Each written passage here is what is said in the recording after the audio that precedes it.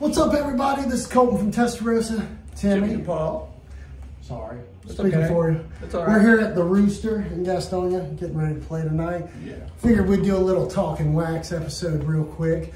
We're trying to figure out what we're going to talk about, and kind of settled on albums that we like the production for. Not necessarily the greatest production of all time, but albums we like the production for, it does something for us, and albums that just have terrible production, especially from big bands. So first off, I guess I'll get it started.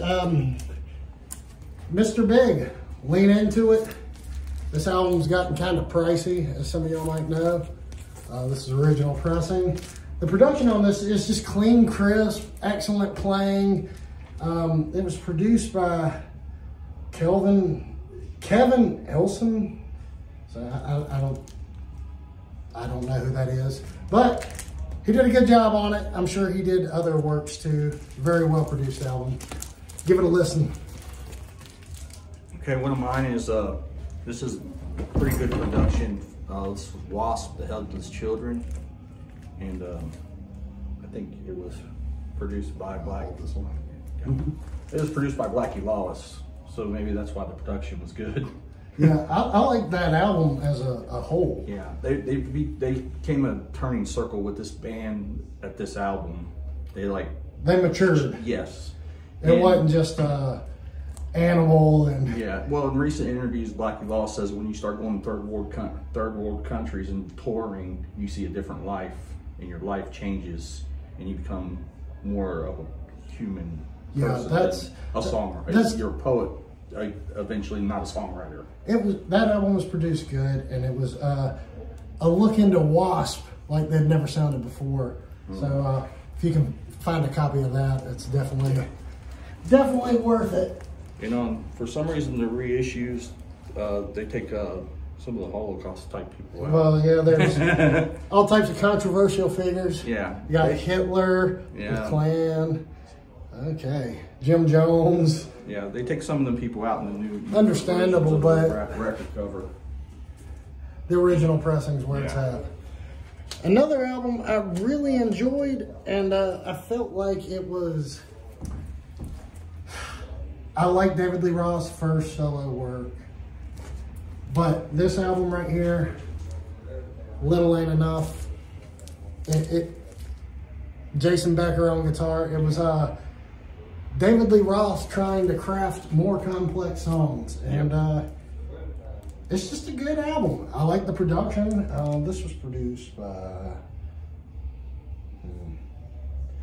Bob Rock. That explains it all. That explains why it's good. Bob Rock is my favorite producer, and I thought it was Bob Rock, but he made Motley Crue sound their best. Yeah, Bob Rock. What more do you need to say? That's another good album production-wise. Dr. Feelgood. Dr. Feelgood that's my favorite album of all time as far as production goes. Yeah. All right, that's the only reason why Metallica sounded good. Yeah. Bob Ross. Okay, my other one, probably just because it's my favorite record, Kiss, Dressed to Kill. Yeah. You know, I don't know who produced it. Don't know. Well, it's funny you bring up Kiss. It's an 85 reissue, but it's funny you bring up Kiss because Kiss also has, in my opinion, the worst produced album of all time, and it doesn't make sense because the production on this is pretty standard for 70s. It's nothing like blow your mind, but it was very listenable. It was good, and it's a good album. The songs are good. Strong album. It don't sound fuzzy or anything. There's no. I like that album. Yeah, this is my favorite record. That was the album that got me into Kiss. I have like 5-6 copies of this record. I brought the 85 reissue on Polygram when they moved over to Polygram. So I don't know if it got redone for Polygram, which it might have probably did. Maybe. But back then they didn't call anything remasters or anything. Yeah. They just re-put it out. So that's a solid Kiss. I'll talk about it in a second when we talk about the poorly produced albums, because Kiss has, I will argue with anybody, the worst produced album of all time for a big band. And it wasn't even their debut. Their debut album was mixed better than the album I'm going to talk about. Oh, yeah. But while we're in the 70s, this album right here, Black Oak, Arkansas, Ain't Life Grand, the production on this is the best of the 70s. This album right here, as far as 70s production, this came out in 75. this stands up to a lot of the 80s. It stands up to today's standards, honestly. A lot of people don't like Jim Dandy. A lot of people like him. It's, you know, love it or hate it. You don't like Jim Dandy, then you don't like David Lee. Yeah, I know. This is the godfather of cock rock. And this was produced by Richard Podolor. I don't know many producers, so I don't know much about him, but excellent production on this album. Worth a listen. I give it a spin all the time. Black Oak, Arkansas, Ain't Life Grand. And I got one more album that was produced good, and people don't talk about it enough, and this one happens to be signed. Tough. I meant to grab What Goes Around Comes Around, but the production on this... Flipping through your records, yeah. Find it. the production on this, there's some demos on it. Of course, I'm excluding that, but the finished tracks, like Center Street... It's the best song ever. It's good production. That's my favorite Tough song, Center Street. It is good. And for a lesser known band from the 80s, they had some good production. And this one happens to be signed by Stevie, so it's pretty cool. Pretty cool album. I enjoy it. Now it's time to the ugly. You want me to go ugly or you want to go ugly? Go ahead. All right. Since we were on the topic of Kiss, I got 2 Kiss records more with me. But The Elder. I don't know if it's produced good or produced bad. I think it just sucks. From my opinion on it, listening to it, it's kind of like produced by Bob Ezrin. He produced a lot of their shit. But it's like it's kind of hollow and noisy. It just don't do it for me. It has some great riffs. Yeah, but the songs lacked really bad. It's kind of lackluster. Yeah. But and yes, it was for a film. And once a lot of people tell me once you get the idea of the film, you get the record. No, I know what the film is about. It just don't work. It don't work. No. Well, while we're talking about Kiss, this is the worst produced album of all time from a famous band.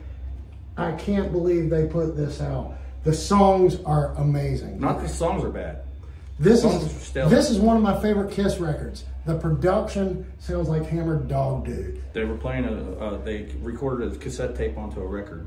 That's what it sounds like. It's terrible production, and I can't believe this ever made it to stores. Like it's just the drums. I could get better drum sounds out of Pots and Pans.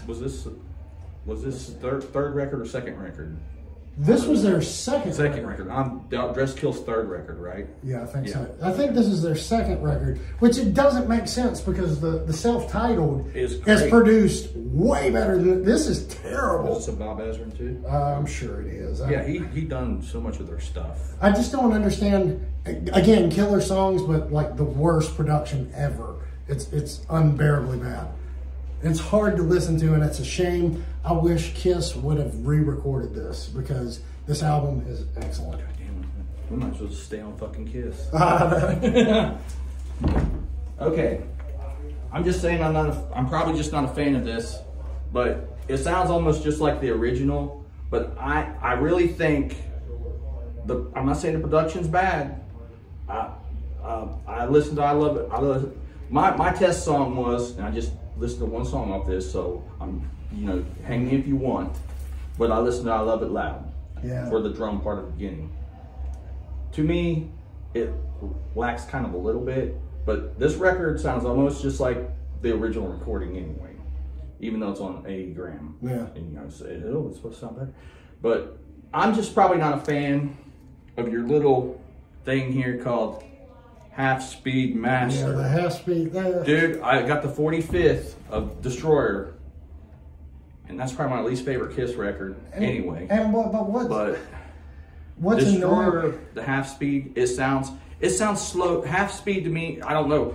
For a minute, I thought I was supposed to change the speed on my record player with the Destroyer one because it sounded like it was slow. Well, you are supposed to change it. Wow. They don't. To what? Half speed? What's half speed? If it's a 33, you play it at 45. So, but I don't like it. I don't like it. And I also can't stand when they reissue an album and split the sides up into multiple records. Oh yeah, Put it's it like on two records. There's 4 sides. Like Subhuman Race, the repress of that should have never been put on multiple records. It's because you listen to 2 songs and then you got to flip the record. And it's just like this high speed stuff. It's like I just want to put a record on. I don't want to have to change the speed. They even advertise it half speed. Yeah, remaster. They act like it's a good thing. It's a gift, a half speed remaster. It's Kiss, you suck. I just talked about Gene Simmons gonna sue us. I talked about David Lee Roth, and he had some great production. He also had some terrible production. This album, good songs, but it was produced by David Lee Roth and Steve Vai, and they should have just stuck to playing the music, because the production is, it sounds like it sounds like a cheesy pop band trying to play rock. It doesn't sound like a rock band. It lacks a lot. Yeah, I like the songs, I like the record, but the production, it just, if this came out before Eat 'Em and Smile and A Little Ain't Enough, it would have maybe understand. It would have made more sense. Yeah. But this came out after Eat 'Em and Smile, and Eat 'Em and Smile blows the doors off this. So, a disappointing sophomore effort. Did Sheehan play bass on this? I think so. Because I know he ended up, when the video started coming out, Sheehan had left for Mr. Big. But, good album. I like the songs. It's just the production. They should have stuck to Bob Rock or somebody like that. Okay, so I don't have nothing to compare this to because I've never heard the original recording of it, but it's, and I did get him to sign this. I didn't sign the first record, his solo record. But I thought this was signed by Jason when I met him, but I had him sign 2 other records. And anyhow, this lacks something. I don't know. It kind of feels like it drags or something, or something's buried in the mix. It's kind of muddy. It's noisy. Yeah, it's very noisy. It's got a static to it. It's loud. And the first time I listened to it, I was like, damn, this sounds good. And then I listened to it again, and I was like, no, it sounds kind of muddy. Like there's something, it's like things are buried in the mix that should be up in the mix. Yeah. And this is a reissue, so I have nothing to compare this reissue to. So I'm just going on this record solely alone. Maybe the OG sounds fucking amazing, but I could be wrong. It probably got maybe not. It's just it's a noisy. It's kind of like Warrant's Dog Eat. You listen to it, right? Yeah, I've listened to it. But it's kind of like Warrant's Dog Eat Dog. Great album, but the mix is like, it's a little noisy and loud and boomy. Yeah. And Dog Eat Dog's not hard to listen to, but it's just not their best. Like the songs are great. I love the album. It's like their best guitar. But it's frustrating that the mix is a little lacking. And speaking of lacking, my last, and I really could have picked multiple albums from this band because they had some terrible production. Poison, this album right here sounds like a demo. You could tell which songs they were going to release as singles because they polished them up a little more. Like Talk Dirty to Me sounds completely different than like Number One Bad Boy. Like you could tell which songs they were going to push. They spent a little more money, a little more time on, and then the rest of the album's just like a demo. It's like different levels of recording. And Open Up and Say Ah is the same way. Nothing But a Good Time is the best sounding song on that album, and the rest sounds like unfinished almost. It's like they're trying to save money. And my favorite song's Love on the Rocks. Yeah, Love on the Rocks. It sounds okay. The downer songs are kind of like usually my favorites. This one, not the radio friendly songs. Yeah. Like one of my favorite songs on this is Let Me Go to the Show. Yeah. And it's frustrating because like if they'd put the same time and effort into those songs, it would make the album a lot better. Well, and we both know the producer didn't like producing this record. Rick Brody produced this. He didn't like producing it. He liked doing his work with Scorpions. So I'm not impressed with Rick Brody's work, honestly. He also produced Smash Gladys, Social Intercourse. That's great. And he produced Faster Pussycat. And the thing is, he hated Smash Gladys too. It's like, dude. Like you got Guns N' Roses with a chick singer. You got all these killer. Yeah, he's got all these killer bands, and he's complaining about Smash Gladys. So I'm not a big fan of his work, and he was not the right guy for these albums. Scorpions. Yeah. Only. So this album, again, great album. The production. Well, anyway, again, we're at the Rooster. We thank them for having us, and give us some suggestions, and maybe we'll do some more shows. Maybe, give us some suggestions on what you want to hear about, and know what we should maybe even talk about in our next episode.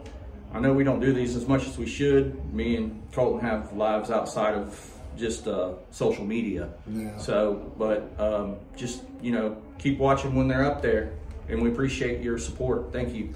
Later, fools.